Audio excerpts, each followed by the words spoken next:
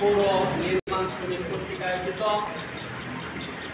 ময়মনসিংহের ত্রিশালে পৌর নির্মাণ শ্রমিক দলের উদ্যোগে এক মত বিনিময় সভা অনুষ্ঠিত হয়েছে। 30 অক্টোবর বৃহস্পতিবার সন্ধ্যায় ত্রিশালের দৌড়িরাম পৌরস্থ বিএনপির অস্থায়ী কার্যালয়ে এই মত বিনিময় সভা অনুষ্ঠিত হয়। সভায় উপজেলা নির্মাণ শ্রমিক দলের আহ্বায়ক শাহিন মিয়া এর সভাপতিত্বে এবং যুগ্ম আহ্বায়ক মিলন মিয়া এর সঞ্চালনায় উক্ত মত বিনিময় সভায় প্রধান অতিথি হিসেবে উপস্থিত ছিলেন ময়মনসিংহ বিভাগীয় শ্রমিক দলের দপ্তর সম্পাদক ও উপজেলা শ্রমিক দলের সংগ্রামী সভাপতি ফিরোজ নুন। প্রধান বক্তা হিসেবে উপস্থিত ছিলেন ত্রিশাল উপজেলা শ্রমিক দলের সাধারণ সম্পাদক সারোয়ার হোসেন শোভা। বিশেষ অতিথি হিসেবে উপস্থিত ছিলেন ত্রিশাল পৌর শ্রমিক দলের আহ্বায়ক সানোয়ার হোসেন, সদস্য সচিব এ.কে.এম. মিঠুন, উপজেলা নির্মাণ শ্রমিক দলের সদস্য সচিব এরশাদ শেখ, উপজেলা শ্রমিক দলের সহসভাপতি ও বালিপাড়া ইউনিয়ন শ্রমিক দলের সভাপতি ফজলুল হক, উপজেলা শ্রমিক দলের সাংগঠনিক সম্পাদক ও বৈলুর ইউনিয়ন শ্রমিক দলের সভাপতি মাহবুবুর আলম, যুগ্ম সাধারণ সম্পাদক ও রামপুর ইউনিয়ন শ্রমিক দলের সভাপতি সোহাগ আহমেদ। সবাই বক্তারা বলেন, নির্মাণ শ্রমিকরা দেশের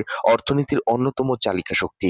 তাদের ন্যায্য অধিকার নিশ্চিত করতে শ্রমিক সংগঠনের ঐক্য ও সচেতনতা বৃদ্ধি অত্যন্ত জরুরি এবং শ্রমিকদের ঐক্য সংগঠনের শক্তি বৃদ্ধির উপর গুরুত্ব আরোপ করেন এবং শ্রমিকদের অধিকার রক্ষায় ঐক্যবদ্ধভাবে কাজ করার আহ্বান জানান। সভা শেষে আগামী দিনে সাংগঠনিক কার্যক্রম ও শ্রমিকদের কল্যাণে বিভিন্ন দিক নির্দেশনা দেওয়া হয়।